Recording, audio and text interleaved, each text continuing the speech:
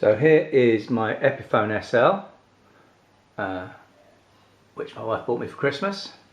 I've already filed the nut down as it was a little bit high on the action, and changed the strings. That's all I've done with it so far. What I'm planning to do today is to upgrade it as cheaply as possible by taking off the scratch plate and placing some copper foil sticky tape on the inside to insulate it for sound, for interference.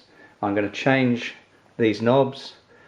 I'm going to move the jack socket down to the bottom here, so drill through from there so that the jack plug is in the normal Les Paul place, and then I'm going to have 2 volume and 1 tone control instead of the one of each, and I've got some pointers to go with the control knobs as well.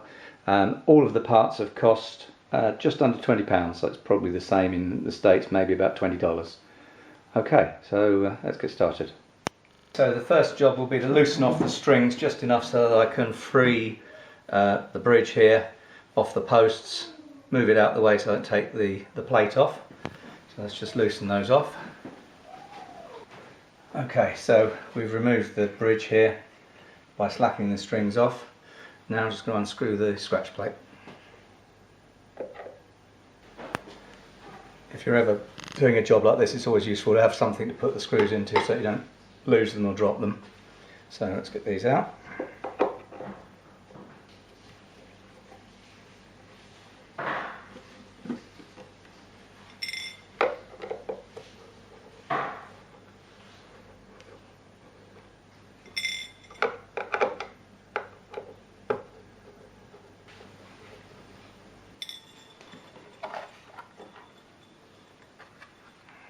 There we are.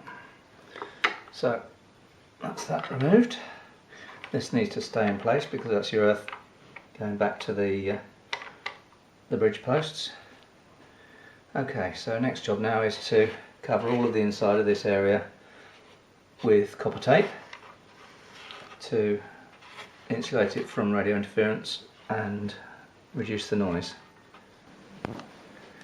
I'm also going to put some masking tape down here so that I can see where the hole's going to go through from the outside to the cavity, and I can mark off on the tape where the jack plate is going to be situated to make sure it's nice and central and that the hole is in the right place. So I'll just stick that on there. Doesn't have to be very accurate, it's just I'm going to draw around it in a minute once I've got everything sorted out, and then line it up there. Draw a line with a pen, show where the hole's going to drill through once I come to that stage. Here is the jack plate that I got from Amazon. I think it was about £3 something. I'm just going to line that up on there, find the centre point, mark where the line goes through, and just do an outline with a Sharpie, and probably do a dot in the middle there also with a Sharpie just to show where I'm going to be drilling. I'll measure it, make sure it's dead centre. Looks like I've got enough space there anyway. I was a bit worried I might not have enough depth there, but that's okay. So we'll get that sorted out now, and then we'll start lining this the centre. I see that this one has got this added on bit, as other reviewers have noticed. They obviously routed it out wrong when they did the original cut, and they've had to put an extra bit in there. I'm going to use this square just to measure down to the halfway point. That's level at the bottom there and at the top, so I can then check the measurement on there for what the halfway point of that is, and then that's where I'm going to mark my center point here for the cable to go through, and then the jack will center on that and hopefully be in the right place. The body measured to 3.6 centimeters, so I'm going to move it now back down to 1.8, which will be the halfway mark. And then I'll use that to mark the center point down here. I can see I've already drawn a line where I want the hole to go through and come out on the other side. So let's just mark that center point.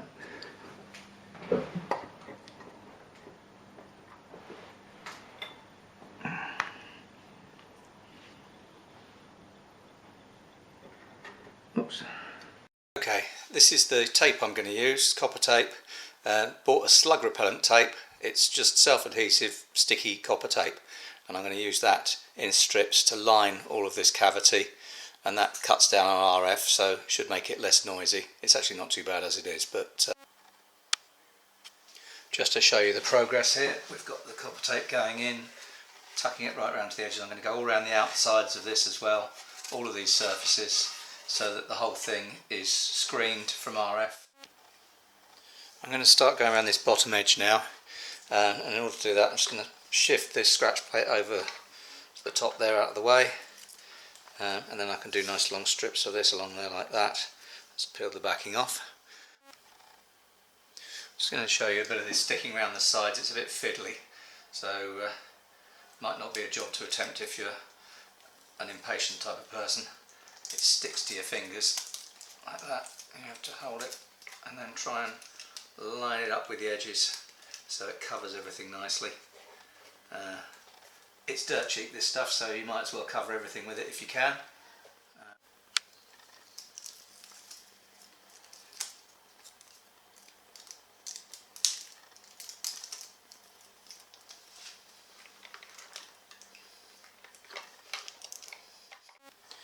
Okay, so hopefully you can see now I've lined all of the cavity with that copper tape. I used up the whole roll, so just as well I had enough, just.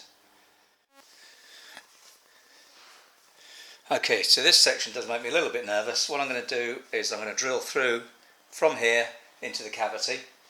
I'm hoping, I guess I should check first to make sure I've got enough clearance for a pot. I'm pretty sure I have. Yeah, they're quite small, those turn pots. Okay, so that's going to go through to come out here, and I can wire straight onto the connection. Because this timber is quite lightweight, I'm guessing it's not very hard, so I'm going to put this on it to protect it, and I'm going to clamp it down using one of these clamps, which should allow me to hold it in place while I drill it. Just need to clamp it out the way where the drill's going to go. That feels pretty secure there, and I think I'll use one more up here. Okay, I managed to find a small flat piece of timber there, just to clamp that to the table with. These clamps I think are available just about anywhere. Okay, that's nice and secure now, so now I've got to drill through here, see if I can follow that line. Let's move this mat out of the way so you can see the line a bit better. Okay, that's secure again. Let's get my drill. I'm using a fairly small drill bit for this first hole, which is going to be the guide hole, and then to fit the plate, you can see there's like a raised cup there that the socket fits into, so I need to make the hole wide enough at the top to fit that into. And I've got some larger drill bits which I'm going to use just to enlarge it. So I'm just going to drill the guide hole through first. So let's hope, fingers crossed, hope that goes through nice and straight. That was my centre point. Here we go.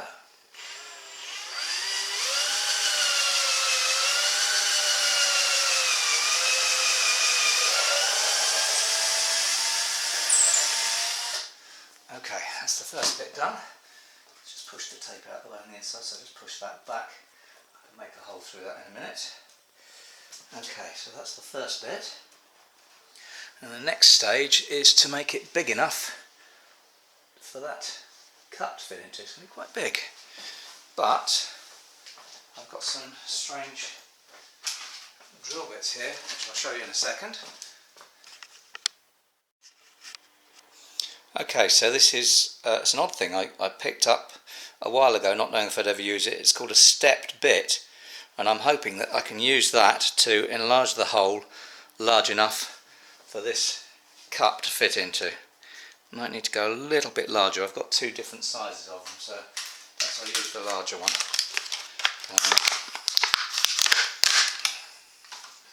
That's the wider one. Not sure that's going to... Yeah, that'll go into there. It only needs to be wider at the outside. I'm hoping it's not going to drill too big a hole in there, but we'll have a go. either that, or I might find a wood bit or something to do that with. We'll have a think about this for a minute. Okay, I have decided to use this in the end, which looks like some sort of implement of torture. I think it's about the only thing that's going to give me a wide enough hole for the cup to fit into. So, here we go. I've now drilled a hole big enough to accept the jack socket here. As you can see, I push that in there. That now goes nice and flush, so that I can plug in there.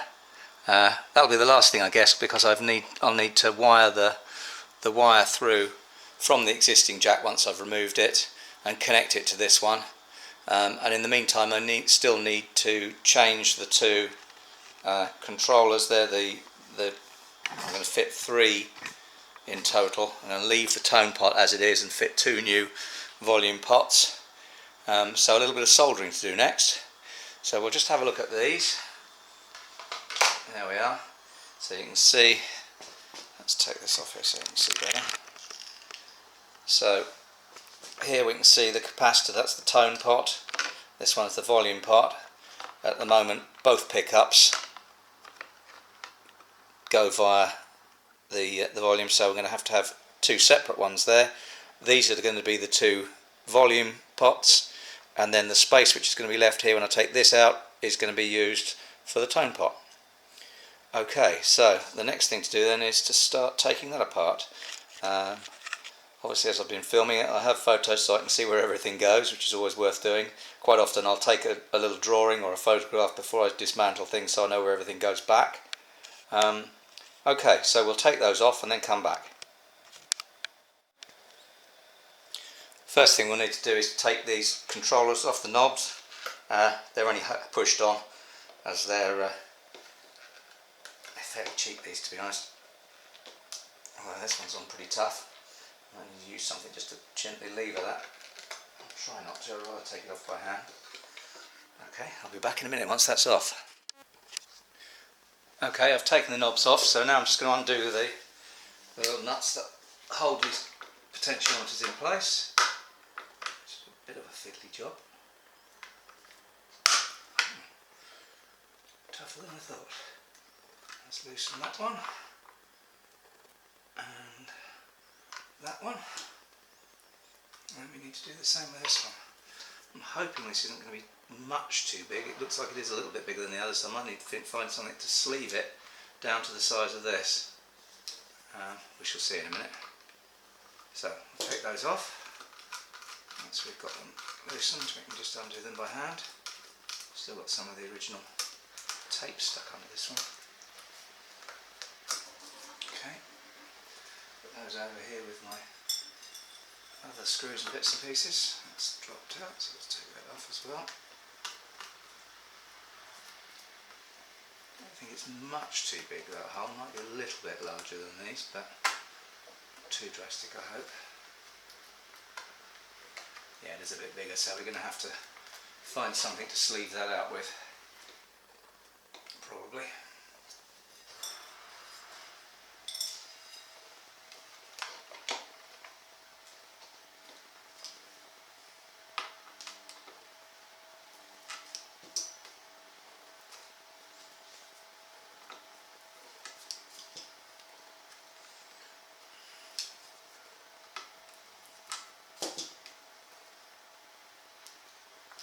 Stiff. I think it's just the tape, the film that was protecting the scratch plate is making it stick. Okay, let's got that out. Okay, now let's clear all that out of the way.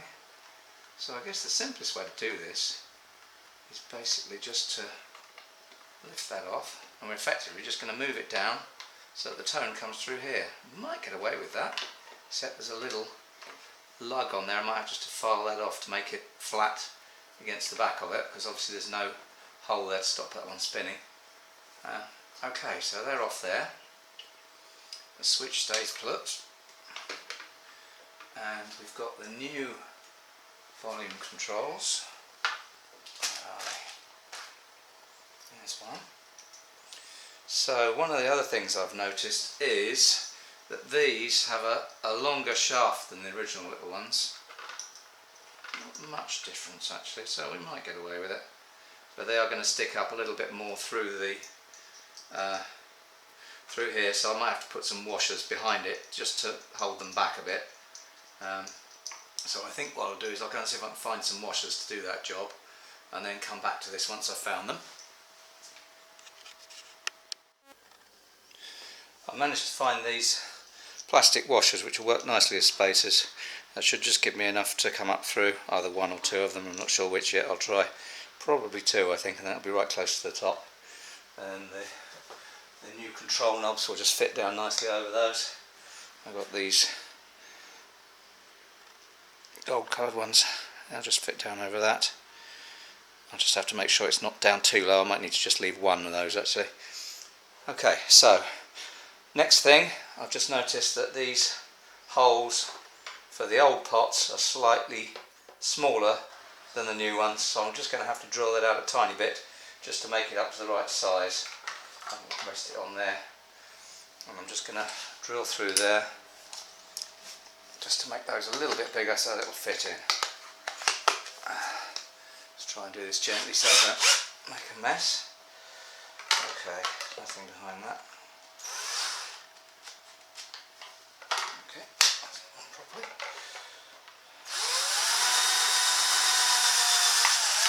Okay, that's gone through nicely. Number two. So's that. Now hopefully that is going to be big enough, and it is, for those to slip through. That looks about right with one spacer on, so I'm just going to keep one on there. So I'll fit both of those in place. Make sure the knobs fit down nicely over them, which they do. I've also got some pointers to go on these, just to add a bit of extra bling. Let's see if they fit. So they should go on like that, and these go on there until they're down tight. I'll line those up so that they all point in the same direction. I just need to make sure that they're the same size for the pot so they can fit down, the knobs can fit down over them, which they do. There we are. Doesn't really show a great deal, but there we are. So that's how they're going to look, with a little gold pointer on there. And volume controls, hopefully, which match the colour of the body a bit. We'll see what you think once they're all on. Okay, so time to do some soldering now. Okay, you can see now with the pointers in place, the knobs still to go on, and I still haven't fitted the tone pot back in, the original one, but that's the two new pots with the pointers, and the knob fits nicely over that. Not sure about the colour. I've got some black ones on order as well because they were so cheap, so I'll decide later on which one I like, but I think maybe they match the colour of the body okay, so we'll see. Okay, so I'm going to do some soldering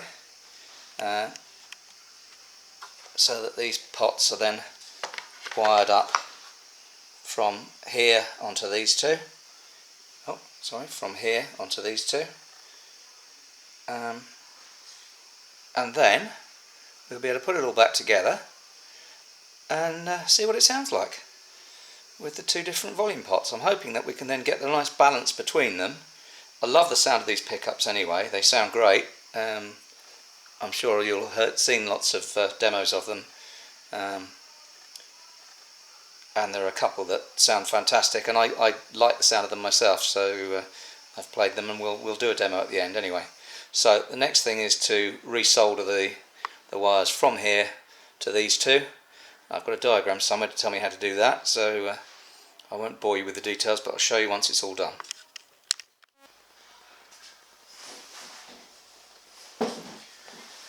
Okay, so I'm wiring the pickups to the two volume controls. Fortunately the cables are long enough that I can just cut them in the middle as I've done there, separate them out, and then wire them via the volumes to the switch. I'll draw a diagram at the end to show you how to do all this, but that's good because the wires are long enough that they can reach without having to mess around too much. Okay, Done the wiring now. So just to check, you may already know this. This is something I discovered completely accidentally. How to check whether the pickups are working or not. So I haven't screwed this on yet. It's just in there loose. But we're all wired up. The switch is wired up. The volume, tone, everything's connected. So the way I test it is with a phone. I start playing. I've got it plugged into a little amp. That's the front pickup. Back pickup.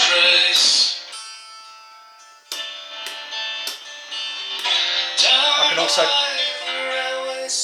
hear the tones working.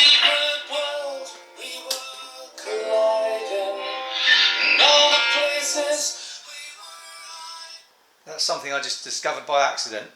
It might be well known by loads of people, but it's a handy way of checking them without having to wire everything back up and put the strings on. Just a quick check to make sure the pickups are working.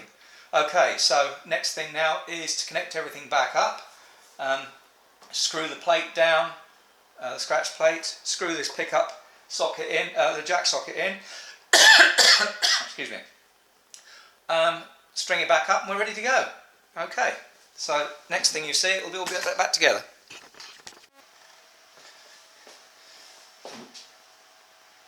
Another little tip here, one of these screws isn't a very tight fit, so I'm just going to snap the end of a cocktail stick off in there, and that hopefully should tighten it up nicely. Yeah, that's fine now. Just helps to fill up the hole. That screws up nicely. Last stage now is just to screw this jack plate down. I've got a little brad awl here, get it nice and centred. Make a couple of little holes in there just to start the screws. One and two. Screws I saved from earlier. When you're doing this sort of job, I'd do it on a nice even light surface that you can see, so that if you drop a screw you can find it again. It's not going in quite straight, I need a bigger screwdriver.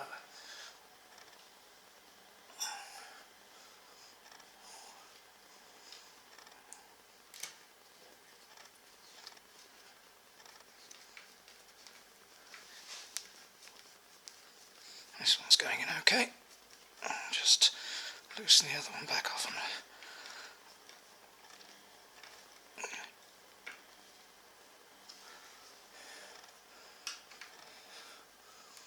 straighten it up a bit. That's better. I still need a better screwdriver, that's not a very good one. Let's put that down a second to get a better screwdriver.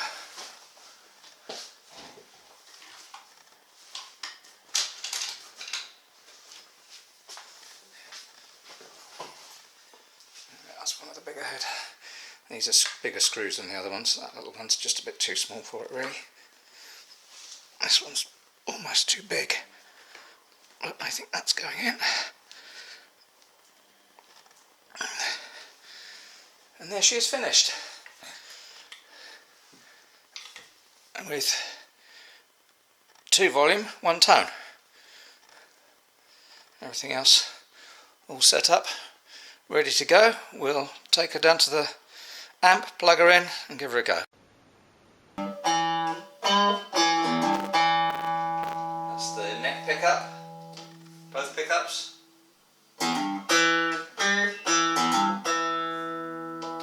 Bridge pickup.